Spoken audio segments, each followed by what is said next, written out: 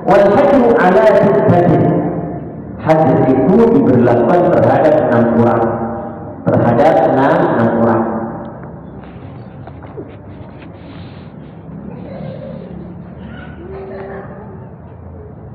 Yang pertama adalah as-sabi, anak kecil. Seorang anak kecil yang dia itu belum memiliki suatu pertimbangan yang matang. Di saat duitnya banyak, apalagi dia mudah untuk mendapatkan duit dari orang tuanya, ataupun duit karena amplop saat lebaran misalkan saja. Duitnya banyak, sedangkan dia anak kecil, ataupun misalnya orang tuanya telah meninggal semuanya, sedangkan anak kecil ini adalah memiliki harta benda yang cukup banyak dari warisan yang dia dapatkan. Bisa dilihat-lihat oleh pak D-nya, dilihat-lihat oleh mbaknya.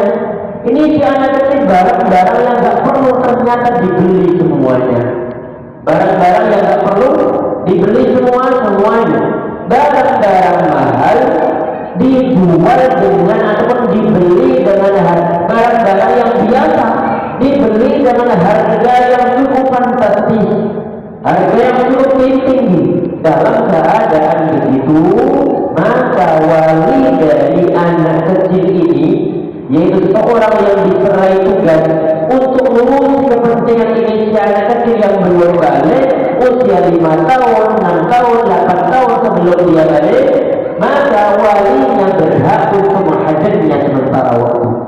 Bukan untuk berencana memiliki, bukan, hukumnya adalah haram. Tidak diperbolehkan memakan harta benda anak yatim, tidak diperbolehkan. Tetapi ada mahajatnya adalah karena faktor kemanfaatan. Kapan nanti harta bendanya akan diserahkan?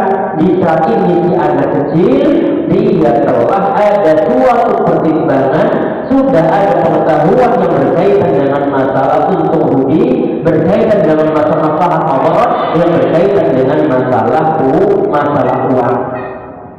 Ini adalah anak kecil. Anak kecil ini jemaah sekalian adalah dia ini tasarrufnya tidak diterima dalam syariat Islam. Dalam hal apa? Dalam jual belinya tidak diakui hukum keabsahannya. Terlepas dari masalah perbedaan pendapat dari kalangan para ulama. Apakah semua muamalah jual beli anak kecil, termasuk anak kecil yang mau mentasarrufkan harta benda tersebut, apakah semua bentuknya tidak sah hukumnya? Di sini ada beda pendapat dari kalangan para ulama. Sebagian dari ulama adalah sah hukumnya biizni wali, dalam izin walinya. Sebagian dari ulama adalah mereka mengatakan tidak sah sama sekali. Sebagian dari ulama ada yang termasuk di Rasul Rasulullah adalah di saat yang dimuamalahkan ataupun barang yang dibelanjakan ataupun yang dibeli tersebut, ini adalah untuk urusan barang-barang yang lain. Sedangkan untuk barang yang sangat mahal, maka perlu izin dari orang tuanya. Berarti kalau anak kecil yang dibahas dalam bab haji ini, maka perlu izin dari wali. Artinya kalau misalnya ada seorang anak kecil yang dia ada seorang miliarder, kemudian dia ingin membeli sesuatu yang harganya sampai ratusan juta, padahal dia tidak mengetahui dari harga aslinya, maka nanti walinya berhak untuk menggagalkan jual beli. Karena kenapa? Karena memperoleh untuk si anak. Karena kalau harta diambil terus-terusan sudah kemasukan Islam, maka lama-lama kelamaan akan habis. Dan nanti anak kecil telah dewasa, maka dia tidak mendapatkan apa-apa. Karena apa? Karena sejak kecil di harta benda yang dibelanjakan oleh dia tanpa diawasi oleh walinya.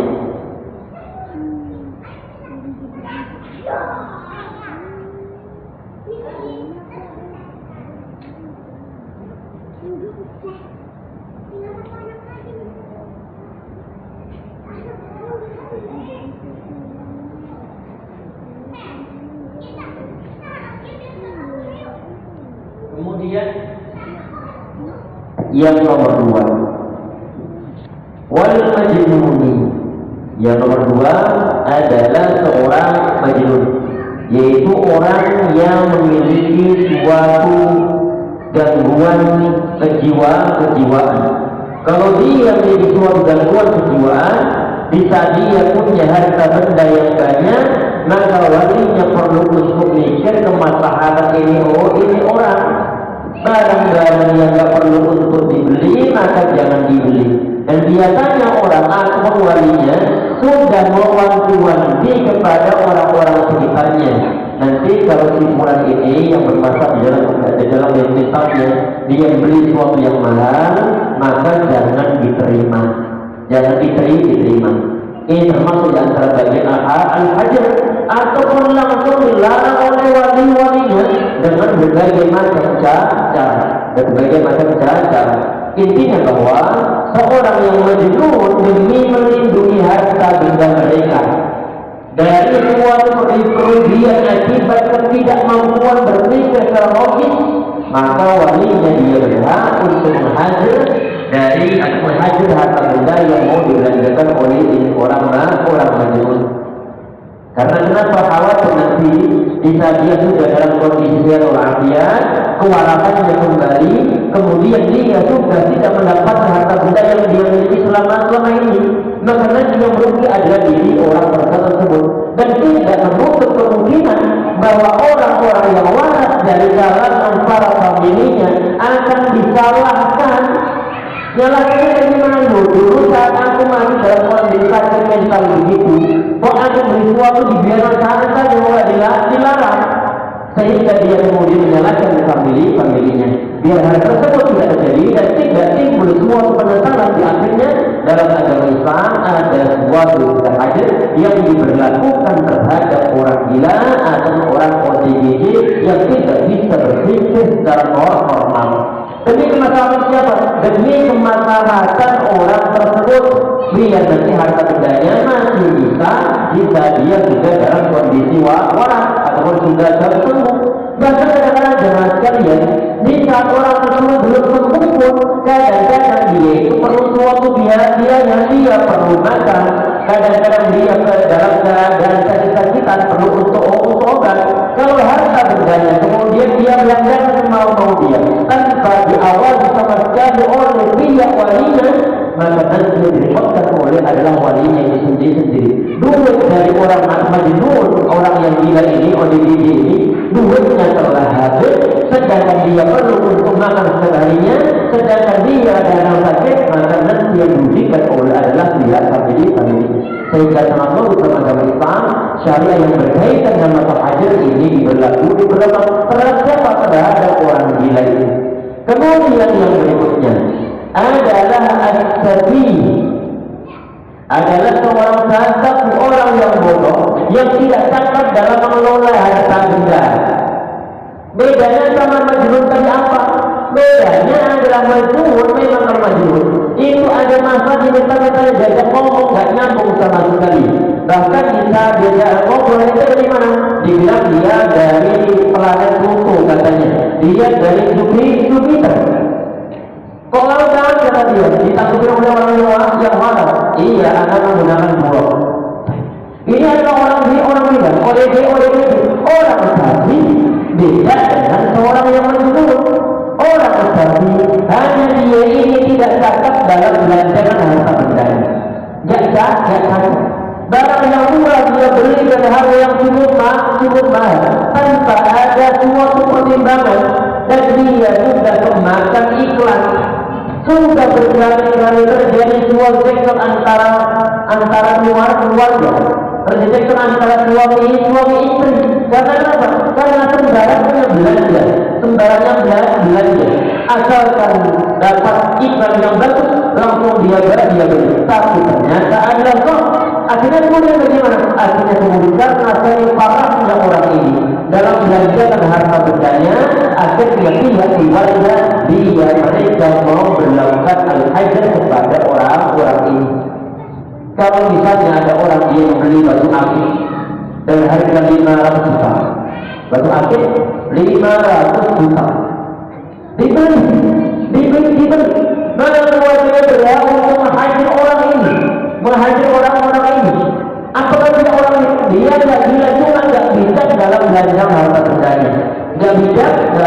membelanjakan harta benda-bendanya. Naudzubillah. Ini orang borosnya bukan borosnya bukan benda.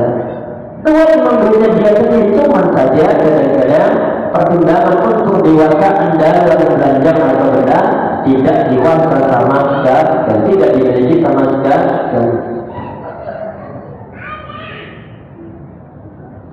Yang perlu untuk diketahui jadi sekalian ini saat perabaian mereka membahas di bawah ada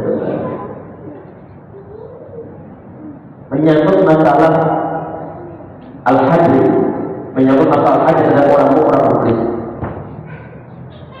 Orang kalau misalnya ada orang gila, ini bila ada orang gila, orang gila di saat misalnya dia sedang gila, maka dia sah dalam melaksanakan akad-akad yang lain. Akad nikah tidak sehukumnya, kemudian akad-akad yang lain beragam. Beda dengan seorang saksi. Beda dengan seorang saksi. Dia akad-akadnya masih sah hukumnya. Sedangkan yang dihalalkan ataupun yang dihajar ini adalah hanya menyangkut masalah belanjakan harta benda. Sedangkan muamalah yang lain menyangkut masalah ibadah, menyangkut masalah nikah dan yang lain sebagainya, hukumnya adalah tetaplah sah. Kemudian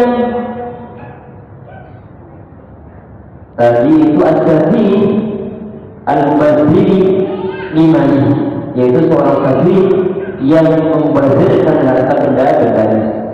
Wal muflisul ladzi takabud duyun, dan juga ini di antara yang tadi kita sebutkan di contoh awal bab ini berkaitan dengan masa orang yang memiliki suatu harta benda tetapi dia memiliki suatu hutang yang sangat banyak, yang mana hutangnya setelah dikumpulkan ternyata lebih banyak daripada aset yang dia miliki. Sedangkan orang-orang yang telah menghutanginya semuanya telah menaiki sampai ratusan juta, semuanya naik. Sedangkan di saat mau untuk menjual seluruh asetnya tidak bisa untuk melunasi seluruh hutang-hutangnya. Maka dalam hal itu orang ini dia berhak untuk dihajar karena dia adalah sudah berstatus sebagai bayi, sudah bangkrut dengan benar, sehingga dia ini tidak boleh untuk belanjakan harta benda, tidak boleh. Terus yang dilakukan oleh pengadilan, bagaimana biasa nanti pengadilan dia itu melelang harta yang disipulan, aset yang disipulan dilelang. Nanti yang telah terjual langsung diserahkan kepada pihak yang menghutanginya. Kalau seandainya nanti kok nggak bisa untuk bayar, sedangkan harta bendanya telah ludes, maka tanggung jawab di akhirat. Oh gimana nih orang ini, dia sudah sangat sepuh,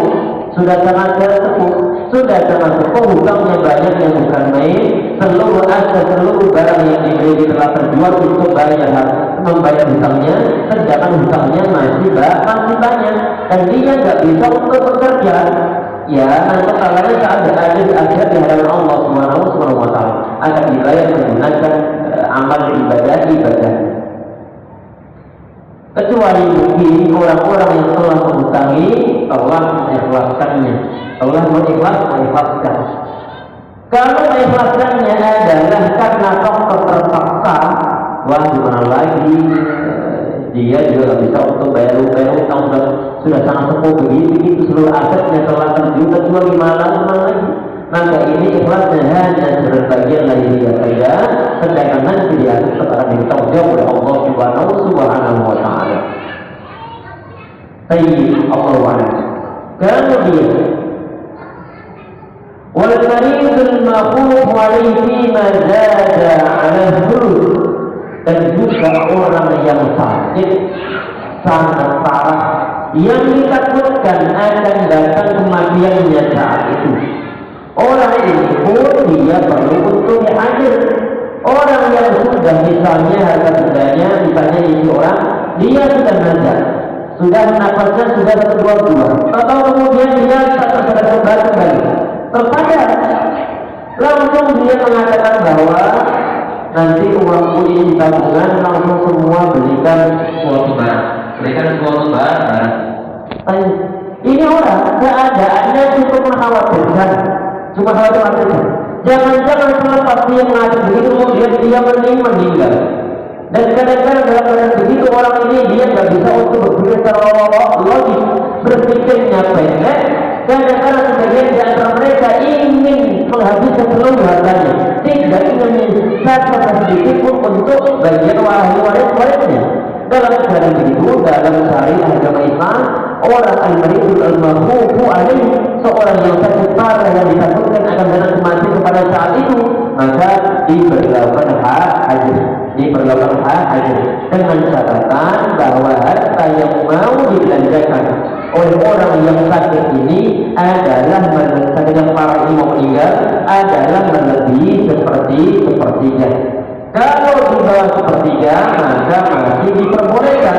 Kalau di luar sepertiga, di atas sepertiga dari aset yang dia miliki, maka perlu untuk dihajar atau minimal diluruskan untuk sebatas sepertiganya, sedangkan yang di luar tidak boleh untuk diluruskan, nggak boleh untuk dituruti. Ini berarti kita bahas masalah sepertiga batas maksimalnya. Kita mengingat tentang ada wafiyah wasru juga sih kata Nabi Muhammad SAW, sepertiga itu pun sudah sangat banyak, sehingga batas maksimal orang yang mau melanjutkan harta bendanya di saat dia itu sudah mau meninggal, maka dibatas seperti maksimalnya adalah maksimalnya adalah seperti karena khawatir ini ada jasa dari ahli waris, ada yang terbawa kemudian dibelanjakan. Berarti maksimalnya ini adalah sepertiga. Bima zada ala thuluthi mawqufun ala ijazatil warasah min ba'dihi. Sedangkan untuk harta benda yang mau dibelanjakan melebihi sepertiga, bima zada ala thuluth maka mawqufun ala ijazatil warasah, maka tergantung pada izin dari ahli warisnya. Izin dari ahli waris. Artinya kalau ahli waris tidak mengizinkannya, janganlah sampai ini seluruh aset Anda 1 miliar, sedangkan yang mau dibelanjakan ada 500 juta. Kemudian ahli warisnya dan sudah, maka itu adalah hak mereka. Karena ada suatu yang boleh seperti ini adalah sepertiga, tidak diperbolehkan untuk melebihi dari sepertiga.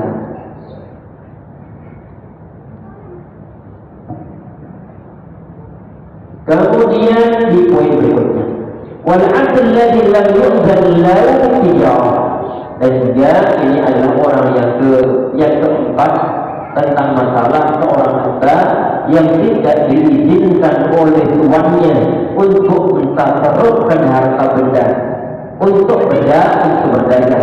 Maka di sana berdagang, maka harta bendanya bisa dihajar untuk sementara waktu. Kecuali mungkin ada sebagian di antara orang atau tuan di zaman dahulu yang izinkan budaknya untuk berdagang. Karena kenapa? Karena mungkin ini orang termasuk di antara budak muba'ah.